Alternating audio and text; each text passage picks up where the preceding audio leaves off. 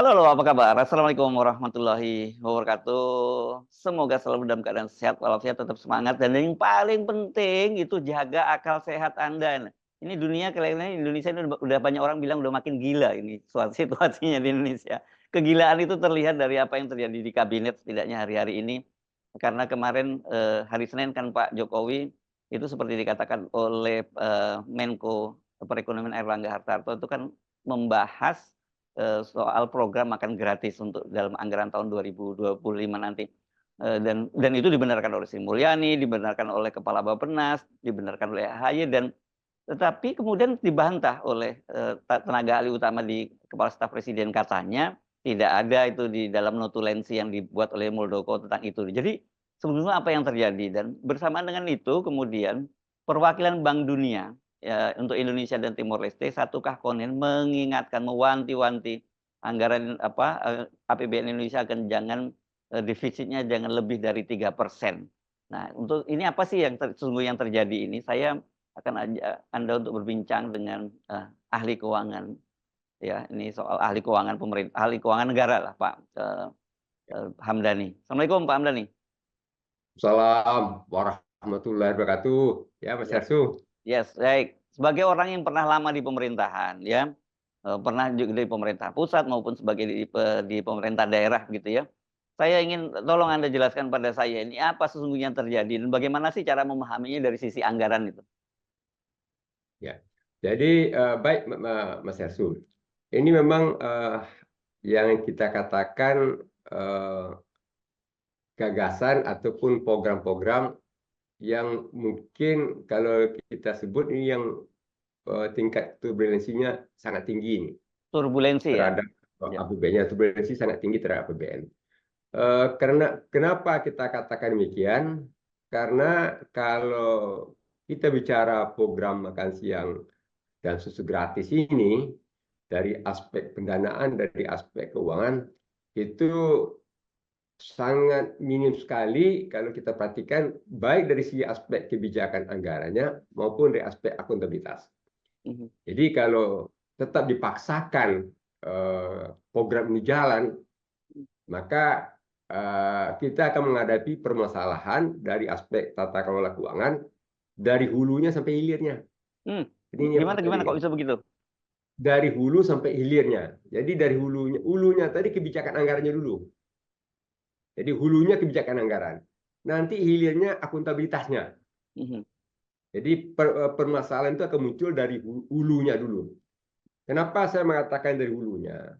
Kalau kita di dalam belanja APBN itu, belanja APBN itu bukan asal kita punya keinginan kita mau belanja, tidak. Mhm. Sudah ada aturan mainnya, sudah ada pakem-pakemnya, standar-standarnya. Mhm. Kalau kita mengatakan tadi, dia kan kalau belanja APBN kita ini kita bikin klasternya, itu pertama klasternya itu adalah belanja pemerintah pusat. Nah, belanja pemerintah pusat kemudian ada transfer dana ke daerah. Nah, jadi belanja pemerintah pusat dan transfer dana ke daerah. Kalau belanja pemerintah pusat dipecah lagi dia tuh, belanja kementerian lembaga Mhm. dan belanja non kementerian lembaga. Nah, belanja non kementerian lembaga ini dipegang oleh Kementerian Keuangan. Nah, kemudian kalau belanja itu sendiri pun juga sudah ada aturannya, ada belanja itu yang kita katakan yang bersifat wajib. Wajib itu apa? Mandat undang-undangnya. Jadi kalau mandat undang-undangnya berkaitan pendidikan, ada mandatnya. Ada dialokasikan sekian persentasenya terhadap 20% terhadap total belanja APBN. Kesehatan juga ada alokasinya tadi. Itu apa tadi? Kemudian dana transfer ada juga alokasinya 26% itu dari namanya pendapatan dalam negeri. Ada patokan. Itu belanja yang wajib saja, belum lagi belanja mengikat. Belanja mengikat itu apa? Ya belanja pegawai itu mengikat. Kemudian apa lagi?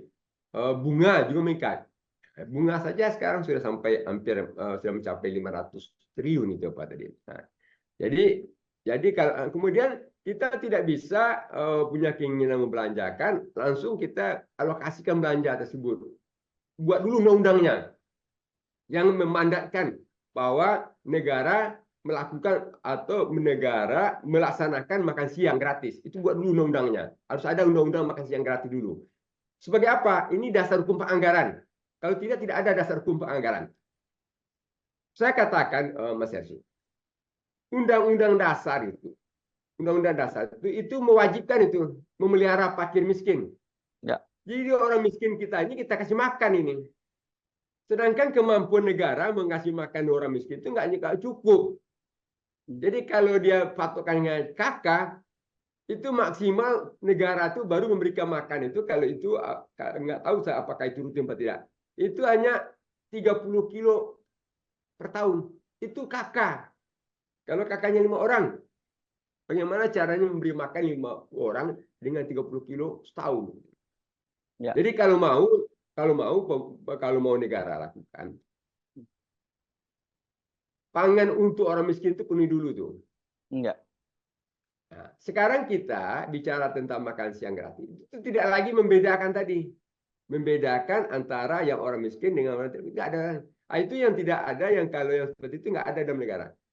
Kalau kita bicara pemerintah menanggung kesehatan nggak ditanggung terhadap semua warga negara.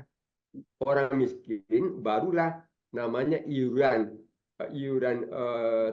BPJS-nya, ya, penerima bantuan iuran BPJS itu hanya untuk orang miskin. Kalau tidak orang miskin, seperti kalau umpamanya orang yang swasta, dia dibayar sendiri, pribadi, bisa juga dibayar oleh perusahaan. Jadi kenapa pemerintah tidak membayar untuk kesehatan itu iuran BPJS itu untuk semuanya? Karena kita tidak ada aturan undang-undangnya, itu Undang-Undang 11 2010 tentang kesejahteraan sosial. Hanya orang-orang yang terkena persoalan masalah sosial, Ya. apa dia kemiskinan, itu yang penting. Jadi nggak bisa kita mapakan.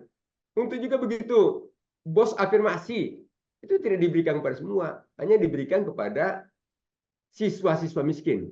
Nah, sekarang kalau kita buat seperti ini tadi, berarti kita kan semuanya tanpa kecuali. Jadi apakah baik namanya siswa miskin atau ibu hamil miskin, mau yang tidak miskin, mau miskin dia apakan. Nah, ini juga yang tidak ada. Saya membayangkan kan dalam satu sekolah misalnya begitu ya. Kalau diberikan makan siang gratis itu kemudian apakah anak secara ekonominya lebih mampu kemudian nggak dikasih makan sementara yang lain dikasih makan itu bingung juga sih. Itu jadi persoalan juga. Jadi itu maksud saya, ketika dari hulunya bermasalah, nanti dari sisi implementasinya kalau kita lakukan seperti itu, memisahkan seperti itu, mungkin tidak mungkin. Tidak ada hal mungkin di jam yang sama, karena itu memastikan ada jam berapa, jam 12. Jadi siswa tadi belum pulang lagi, jadi makan siang dulu. Nah, itu kan tidak bisa kita suruh makan pulang dulu yang sudah yang mampu yang apa tadi, karena jam kita mungkin tidak lewat jam 12 ya. Itu sudah. Nah, itu satu, Mas Yasud. Kemudian kedua, Mas Yasud, tidak mungkin ini dianggarkan di kementerian. Kita harus tahu bagaimana kita konstruksi hukum keuangan negara kita. Nggak mungkin bagaimana konstruksi hukum administrasi keuangan negara. Nggak mungkin ini kata kalau ada kementerian koordinator makan siang dan susu gratis. Ada. Ya. Kementerian itu apa? Mau dibuat sampai ke seluruh desa? Mau dibuat seluruh kabupaten? Kementerian tersebut? Kan tidak mungkin.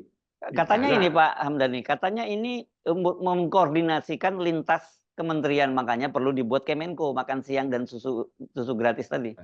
Ya, itu kan aspek manajemennya. Aspek manajemen sudah biaya sendiri pula tuh. Jadi biaya manajemen itu sudah biaya sendirinya. Jangan-jangan kita nanti Mas Hersu, kalau anggarannya 460 M tadi, 650 triliun tadi, jangan-jangan nanti sepertiganya udah habis di manajemennya itu. Iya. Jadi nggak berapa yang jangan separuhnya udah habis di manajemen itu. Nggak jarang seperti itu. Karena kalau program ini itu secara ada aspek masalah di tata kelolanya nggak pas, itu nanti bermasalahnya adalah biaya manajemen yang mengurusinya yang biaya lagi. Nah, jadi pilihan-pilihan seperti itu tidak mudah. Jadi kalaupun dikatakan koordinator, jadi pertanyaan kita itu sudah. Kemudian nanti siapa yang nanti mengeksekusi anggarannya? Kementerian itu sedang jalan tidak mungkin. Tidak mungkin nantinya rekanan yang menyelenggarakan itu disentralisir semuanya di Jakarta. Satu menteri, ya. Kalaupun disentralisir di provinsi masih tidak mungkin juga. Desentralisir rekanan untuk pengadaan dengan anggaran sekian tadi di kabupaten juga tidak mungkin. Di kecamatan juga tidak mungkin. Yang paling mungkin itu adalah di desa. Itu kira-kiranya saya nggak bisa bayangkan itu barangkali di sedunia ini itu namanya sedunia ini namanya pengadaan barang terbesar ini nggak kalau seperti ini di dunia, bukan di Indonesia, yang masif sekali itu. Jadi per setiap desa. Nah mungkin berkecamatan itu. Kenapa? Karena dia adalah makan siang siap saji. Ini makan siang itu siap saji. Jam dan apa yang sama. Dia nggak bisa lewat. Kalau misalnya sore, jadi sore nggak bisa dia. Jadi Mungkin nggak ada bisa. pembanding di program di negara lain yang pernah dilakukan. Katanya seperti Jepang juga melakukan hal itu, Pak Hamdan. Kenapa? Katanya kita bisa bandingkan dengan negara lain. Misalnya Ya. Jepang katanya melakukan hal yang itu. Ya, jadi kita harus bedakan. Kalau sudah tingkatan kita kan belum sampai kepada welfare state itu. Ya. Jadi kalau kita sampai ke welfare state itu, jadi ada apa tadi ke tingkat-tingkat suatu negara tadi, kemajuannya tadi udah sampai ke welfare state. Kalau sampai ke welfare tadi, orang nggak kerja dibayar digaji masalah, itu udah sampai negara kesejahteraan. Kita belum sampai ke situ. Makanya orang menganggur pun belum digaji lagi tadi. Orang menganggur aja belum digaji lagi itu. Malam belum diletakkan sebagai orang miskin lagi itu. Itu suatu hal ya. Jadi kalau sampai ke situ kita menjadi gitu. Jadi dari aspek prioritas kita belum terpenuhi lagi dari aspek untuk sampai ke situ ya. Jadi itu permasalahan yang terjadi itu adalah dari aspek dari hulunya apa, kemudian dari aspek dari sisi bagaimana mekanisme untuk pelaksanaannya.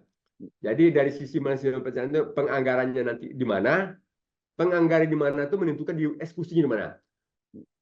Proses pengadaannya bagaimana, penyediaannya bagaimana, apakah itu dilakukan dengan pihak rekanan, apakah dilakukan secara swakelola. Nah, itu adalah pertanyaan-pertanyaan nanti. Bagaimana nanti pendistribusiannya. Nah, ini karena dalam artian makan apa tadi, apakah nantinya dilakukan kalau pilihannya Mas Ersu, pilihannya tadi adalah disalurkan dalam skema dana desa, itu bermasalah lagi.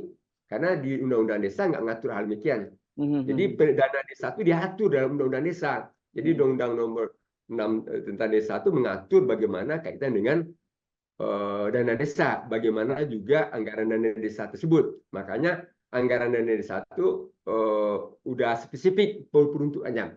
Kalau sekarang ditompangkan, jadi tompangan tadi. Maka kalau kita boleh katakan nanti ditompangkan ke di dalam skema dana desa untuk mudah dilaksanakan lah katakan.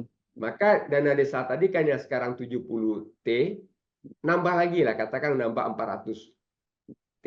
Jadi kurang lebih nanti 470T dikelola oleh desa.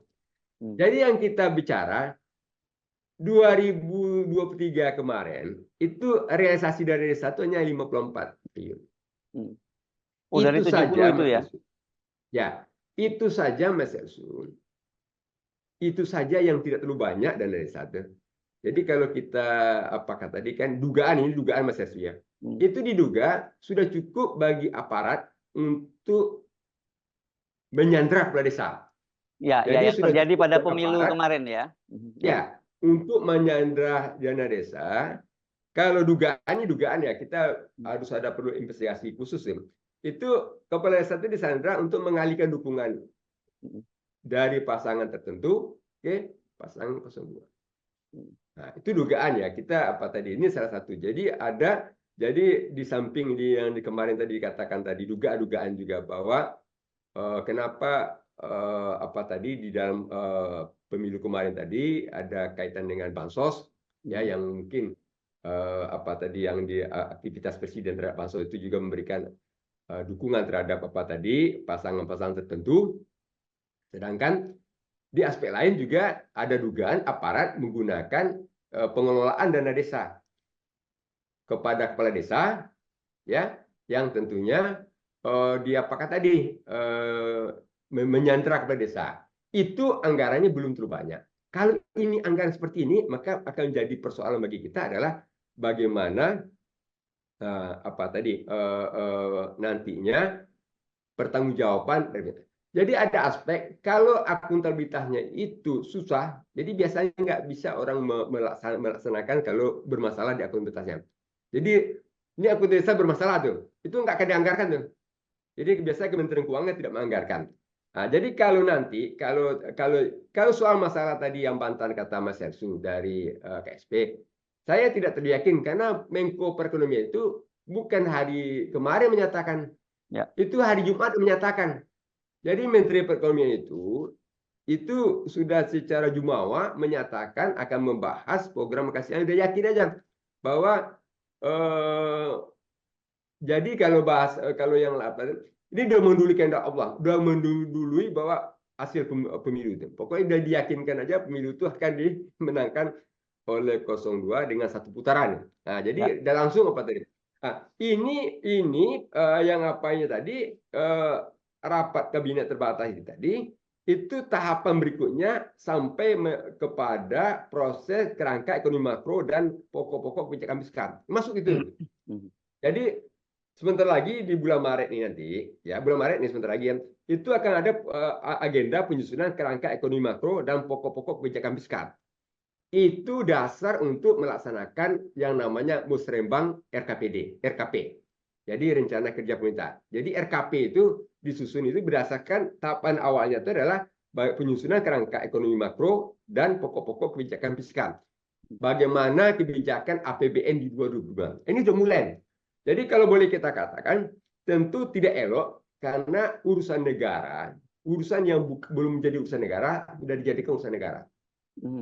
Jadi yang namanya programnya yang tadi 02 tadi soal makan siang itu belum menjadi urusan negara. Kenapa? Belum ada kepastian bahwa yang bersangkutan itu menjadi pemenang. Belum ada kepastian lagi. Karena kita di samping gonjang-ganjing pungutan suara ini mesti gonjang-ganjing. Pungutan suara mesti gonjang-ganjing. Masih ada hak angket, ancaman hak angket juga. Angket. Nah, ada dua. Jadi persoalannya di KPU-nya tadi masih bermasalah dengan gonjang-ganjingnya pemungutan proses penghitungan suara juga adalah berkaitan dengan hak angket yang masih bergulir sekarang tadi. Nah, jadi ini ada juga unsur ketidakpastian. Tiba-tiba kita katakan yang urusan yang belum jadi urusan negara dijadikan urusan negara. Jadi kalau boleh katakan jadi urusan negara. Jadi bagaimana merencanakan atau mengakomodir program-program dari 02 tadi dalam kaitan dengan gagasan makan siang gratis tadi itu belum menjadi urusan negara sampai saat ini. Sampai keputusan KPU menyatakan dan tidak ada nantinya gugatan ataupun MK juga tidak menyatakan keberatan dalam hal demikian. Nah, ini yang kita lihat Mas Hersu dalam kaitan dengan bagaimana rasionalitas daripada program makan siang gratis. Jadi untuk itu di dalam APBN kita, di belanja APBN kita, jadi aspek-aspek yang perlu menjadi perhatian tadi adalah bahwa penganggaran ya. Jadi penganggaran kita itu adalah berkaitan dengan ruang fiskalnya. Nah, jadi ruang fiskal tadi apa kita katakan dengan ruang fiskal? Untuk sekarang ini tadi kita kan ketergantungan pendapatan kita kan dari aspek pajak. Itu pun itu tidak menggembirakan. Nah, Nah, jadi kita baru saja melewati dari apa tadi dari yang selama 3 tahun berturut-turut kita kan punya defisitnya tadi kan melewati 3% itu 2020, 21, 22. Nah, sekarang kita sudah tidak. Oke. Nah, itu yang hal-hal seperti itu karena tidak ada lonjakan daripada pendapatan. Kalau ditambah lagi belanjanya tadi, di belanja itu bukan on top. Kalau on top tadi adalah menggunakan belanja yang ada. Ada gagasan menyisir daripada belanja yang ada. Antara lain subsidi BBM. Itu kan nampaknya lain lagi. Karena dipakai dialihkan dari situ, maka tentu menimbulkan suatu kenaikan harga BBM. Kenaikan harga BBM juga menyebabkan kenaikan harga barang. Kenaikan harga barang tentu memicu terjadi inflasi. Jadi itu sangat tidak itu sumbu pendek sekali kalau untuk terjadi suatu pergolakan di suatu negara. Jadi itu yang kita katakan.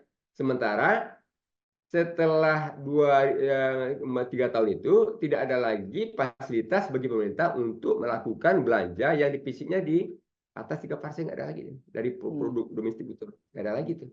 Karena kita tidak dalam keadaan menghadapi pandemi COVID kemarin atau yang dikatakan dalam keadaan darurat.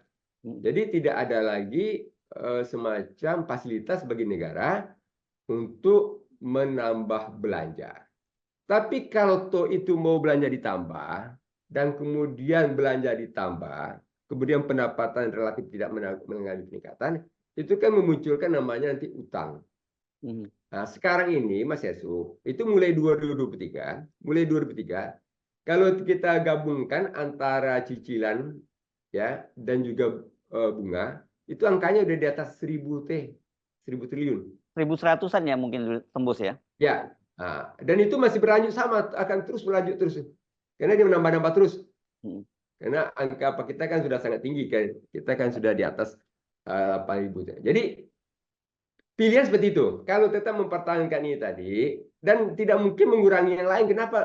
Gimana mau dikurangi? Karena sudah ada patokannya. Yang lain itu nggak boleh bisa dikurangi. Kenapa nggak boleh dikurangi? Karena dia sifatnya, saya katakan tadi, kita punya belanja yang namanya belanja mengikat dan wajib itu dari total belanja APBN itu sudah sampai mencapai 90%. Jadi nggak mungkin kita geser-geser lagi kemana. Kalau dia sudah seperti itu, nggak bisa kita geser-geser kemana-mana lagi.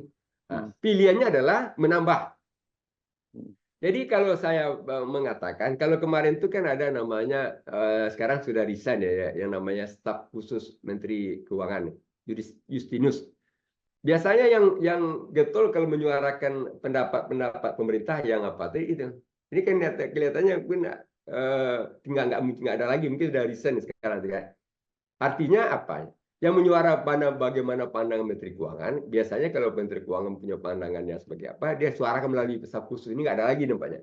Tetapi kalau kita perhatikan secara gimmick ataupun secara apa tadi, tidak kelihatan walaupun tidak secara terang-terangan, Menteri Keuangan kan juga meragukan ya, agak meragukan bagaimana. Kalau meragukannya tadi adalah Pak Menteri Keuangan itu kan bagaimana pengelolaan APBN itu prudent. Jadi Menteri Keuangan itu bagaimana pengelolaan APBN itu prudent. Jadi kalau ini tadi karena beliau sudah berhasil mendayung nih dalam 3 tahun itu 20, 21, 22. Itu mendayung dalam turbulensi tinggi udah berhasil. Nah sekarang mau masuk lagi ini turbulensi keduanya lagi itu. Ya, dan tanpa alasan ada bencana apapun ya. Ya, tanpa alasan apa tadi kan? Tanpa alasan apa bencana. Jadi memang aspek-aspek lain akan banyak diapakan. Jadi kita nggak usah jauh-jauh Mas Ersuin.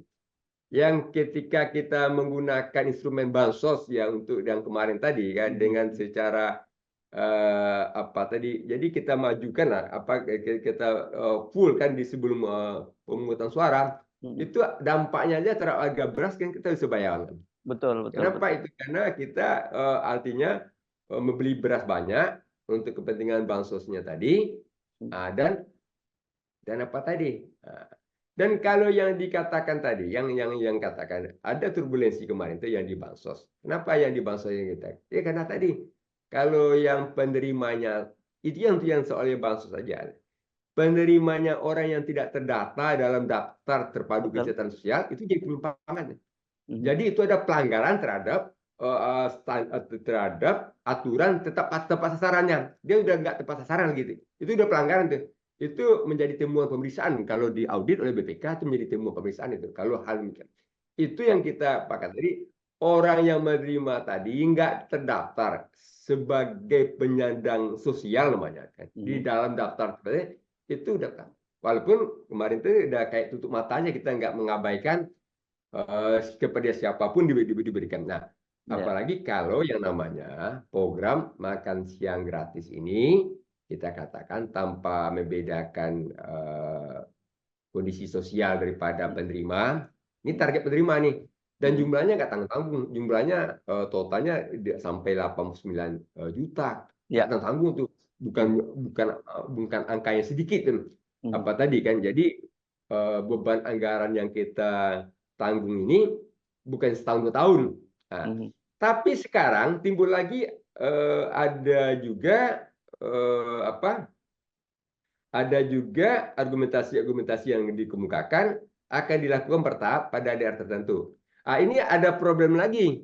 Ya, ya, ya, Kita ya. kan tidak bisa menyampaikan di kampanye itu. Saya akan kasih Anda semua, tetapi setelah habis pemungutan suara, tidak semuanya akan dapat nih. Kita akan Anda bisa Ya, kita kata Gibran itu daerah tertinggal, terluar, dan terdepan, gitu ya. ya, Jadi ya, itu yang ya. disampaikan begitu. Ya, Ya, tapi Mas Yasu, jejak digital itu nggak bisa kita ini betul, tadi. betul, betul. Kenapa? Jejak digital itu dia tidak saja kalau dia udah sampai di panggung debat itu kan nggak terekamnya kuat sekali tuh, Iya, lama tuh iya, apanya. iya, iya, iya. Itu kalau dia apa pernyataan disampaikan itu resmi ya di Ya, ya, depan forum ya. depan Kalau kalau dan kalau di misalnya tempat-tempat begini, lain. Pak Hamdani, katakanlah yang bertahap karena disebutkan 450 triliun per tahun, tapi dimulai dengan 120 triliun. Itu tuh tetap dana yang sangat besar juga kan itu kan. Mengingat IKN Hmm, saja anggaran yang ya, disediakan oleh pemerintah itu hanya sekitar 90-an triliun hmm, kan. hmm, hmm. Ya, jadi kalau kita sampaikan karena pasangan ini adalah pasangan keberlanjutan, maka jebakan anggarannya dia dua menghadapi itu. Pertama, dia harus bagaimana dia untuk bisa memikirkan anggaran untuk IKN, yang itu Hmm, pun juga tidak ya. sedikit. Saya meragukan kemampuan APBN bisa eh, kemampuan APBN untuk bisa mengatasi hal demikian. Ya. Dua hal itu. Pertama adalah kebutuhan pendanaan IKN, kebutuhan pendanaan kaitan dengan makan siang dan susu gratis tadi. Itu suatu hal yang kalau kita katakan tadi kalau dikatakan tadi ini kita kalau mazhabnya tadi kan mazhab realitas itu kan mengatakan tadi kan janji-janji kampanye itu bisa ditunaikan, bisa juga tidak. Nah, itu ada mazhab Ya, ya, tadi apa tadi. ya, ya. Nah, jadi Oke. itu yang dia pakai. Jadi janji kampanye itu boleh bisa Ya. ditunaikan, bisa juga tidak kan. Nah, itu Tapi apa kan tadi kan. persoalannya Jadi justru yang meramaikan kan mereka sendiri kan dengan menyatakan akan segera dibahas dan sebagainya begitu. Padahal kita tahu selama ini banyak sekali janji-janji kampanye Pak Jokowi yang tidak ditunaikan. Tapi dalam kasus ini bukan publik yang menuntut, mereka sendiri yang kemudian membicarakan jauh sebelum mereka menang gitu. Ya, jadi inilah yang apa tadi.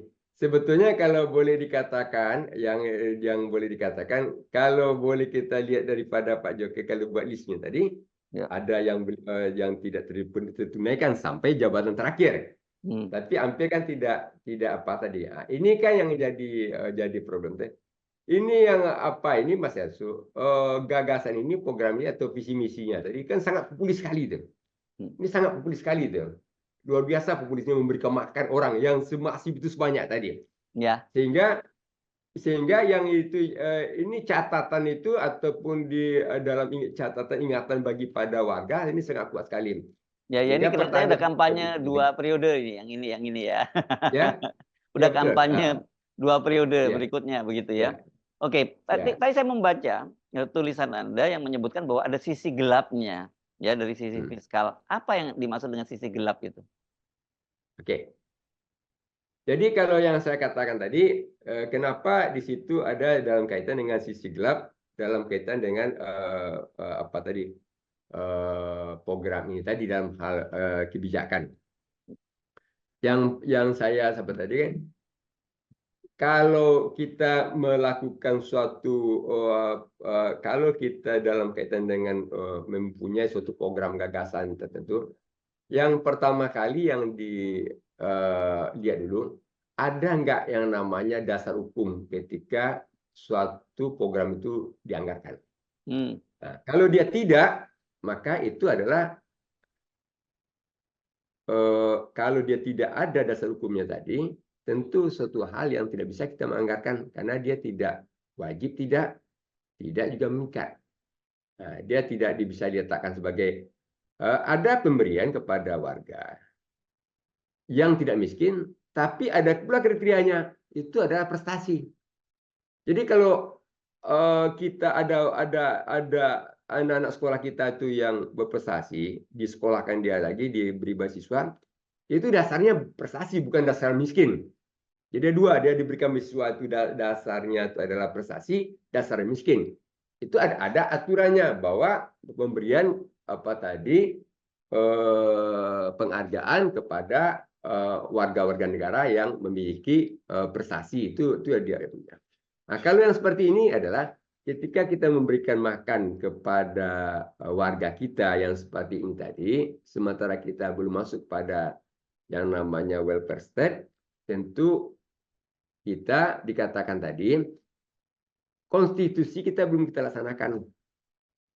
Nah, jadi konstitusi Undang-Undang Dasar 1 memelihara fakir miskin itu menanggung kebutuhan pangan fakir miskin itu ataupun orang miskin yang masuk kategori dalam DTK itu belum kita mampu lakukan, ini kita jalankan. Ya, Berarti ya, ya. kita mengabaikan amanat konstitusi. Itu hal yang gelap dia. Jadi amanat konstitusi itu udah nggak tinggi, undang-undang dasar gitu. Undang-undang Ya, ya, dasar. ya. Oke. Jadi kita memberi makan pakai orang-orang miskin yang masuk dalam daftar terpadu kesehatan sosial itu belum mampu, sementara kita jalankan yang seperti ini. Ya, Jadi yang oke. wajib kita belum kerjakan, yang sudah kita. Oke. Nah, Pak, kemudian yang kedua, ya. sisi gelapnya apalagi di segitu. Di sisi gelap dari sisi bagaimana kalau yang nama anggaran itu ada unsur pengelolanya. Siapa? Itu gelap juga tuh. Yang Hmm. mengelola siapa? Ada organisasi pengelolanya siapa? Belum bisa sampai sekarang saya belum bisa pikirkan siapa mengelolakan kementerian sih. Mungkin karena dalam hal sistem anggaran kita nggak mungkin kebutuhan yang disampaikan di tingkat desa itu dibelanjakan dari kementerian mungkin. Ya, ya. Tidak mungkin kementerian itu nanti mempunyai cabang, udah lain lagi, udah ada pemindahnya lagi, udah terpisah itu. Kalau Ya. antara pemindah dengan pusat tadi masuknya melalui dana transfer lagi.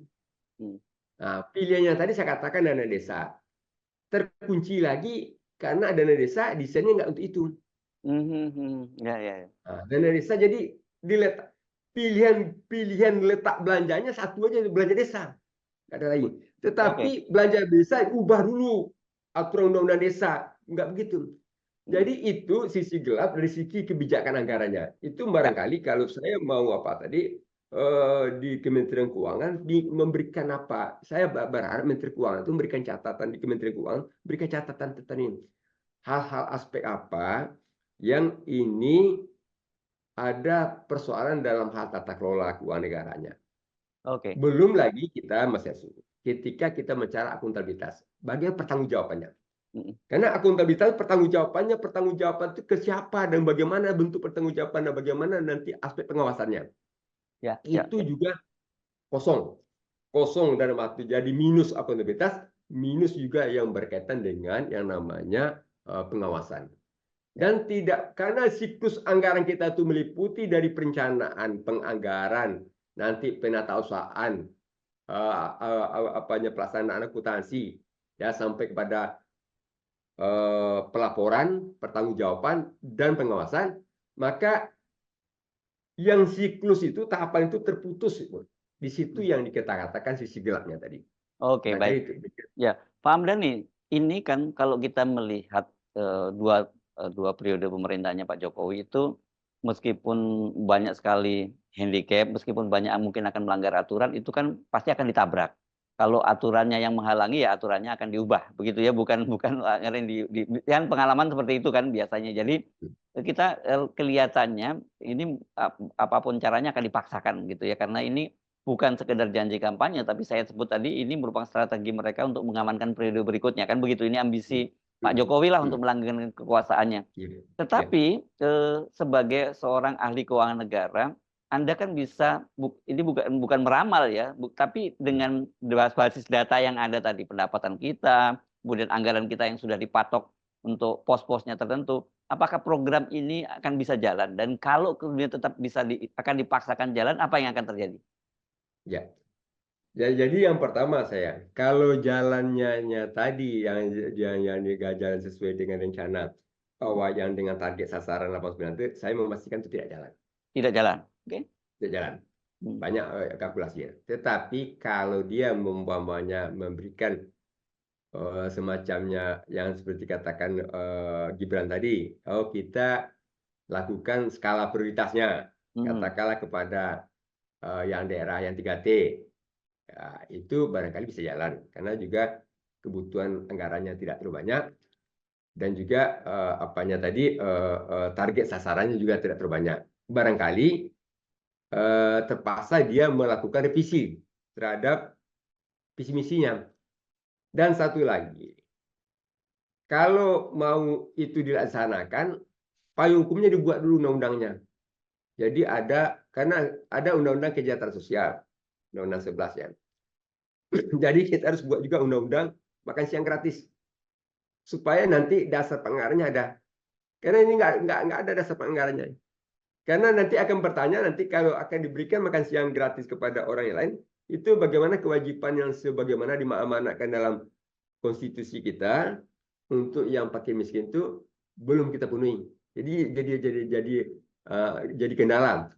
Jadi kalau yang boleh katakan sama dengan undang-undang IKN, itu kan tidak ada di undang-undang sebelumnya memberikan kepada penguasaan lahan itu sampai 150 tahun. Kan nggak ada sebelumnya. Nah, karena di undang-undang agraria kita tidak memberikan hak penguasaan lahan sampai 150 tahun, maka dibuatlah dalam undang-undang. Jadi ke dalam kedudukan yang sama. Undang-undang pokok agraria kita membatasi tidak sampai kepemilikan yang namanya hak guna usaha atau hak guna bangunan itu sampai 150 tahun dalam undang-undang ini dibuat. Jadi kemungkinan seperti kata Mas Yesus itu bisa terjadi. Jadi benar beraturan, tapi membuat aturannya. Jadi jadi kalau toh belum ada aturannya, buat aturannya, dan kalau ada aturannya itu menghambat programnya, ubah aturannya. Itu kan pakem bagus selama ini ya. Aturan baru itu dia bisa mengecualikan aturannya apa. Jadi lex spesialis. Nah, jadi lex spesialis, jadi kalau begitu apanya dibuat lex spesialis. Banyak undang-undang agraria itu kan membatasi itu. Bagaimana sampai ini dibuat sampai 150 itu lex spesialis khusus untuk di IKN. Itu lex spesialisnya. Oke. Jadi kita sudah bisa tergambar ya dari penjelasan Bapak tadi, kira-kira apa yang terjadi dengan program makan siang gratis ini gitu ya nantinya. Ada undang-undang makan siang gratis, ada Kemenko gratis gitu. Dan macam-macam yang gratis, dan sementara anggaran negara kita tidak memungkinkan kita untuk menggratis-gratiskan itu lagi. Punya keterbatasan. Makanya Bank Dunia sangat khawatir kelihatannya dengan program ini ya, tapi tentu dia nggak mau masuk terlalu jauh. Dia cuma mengingatkan aja, tidak boleh defisitnya melebihi 3%, itu warning kan begitu. Tapi jangan dianggap sepele kan Bank Dunia ini. Ketika Indonesia nanti ini kan kalau kalau diwujudkan, saya kira cara yang paling mungkin ya menambah hutang baru kan begitu. Kan gitu. Dan Bank Dunia tentu kalau lihat yang ini nggak prudent begini pengelolaannya, mereka juga tidak akan mau mengucurkan utangan baru kan. Ya. Jadi Mas Hersul, menambah utang baru Mas Hersul, utang baru kita itu Mas Hersul sudah nggak cukup lagi untuk menutup bunga dan cicilannya. Betul. Jadi utang baru ditambah ya. Itu angkanya nggak cukup lagi. Nah, jangan dipakai untuk yang lain Mas Hersul. Dia kan kebutuhannya untuk bunga dan cicilan 1.100. Kalau utang 1.100, kalau dia utangnya 1.000 triliun, itu masih minus dia 100 untuk nutup. Jadi nantilah dia akan menggunakan untuk yang lain. Jadi kalau dia ambil utangnya 1.500 T. Baru yang 400 lagi dipakai untuk makan siang gratis. Kalau dia mengutangnya 1.000 T, dia masih minus untuk menutup yang kewajiban bayar cicilan ya, bunga dan bunga ya. Nah, dia harus lebihkan tuh, katakan 1.500. Kalau 1.500 baru 400-nya dipakainya untuk makan siang gratis. Kira-kira begitulah gambaran. Terbayang. Postur daripada APBN kita, Mas. Terbayang Pak Hamdani. Oke, tetap jaga akal sehat ya, Pak. Terima kasih Mas. Terima kasih Mas ya. Assalamualaikum warahmatullahi wabarakatuh.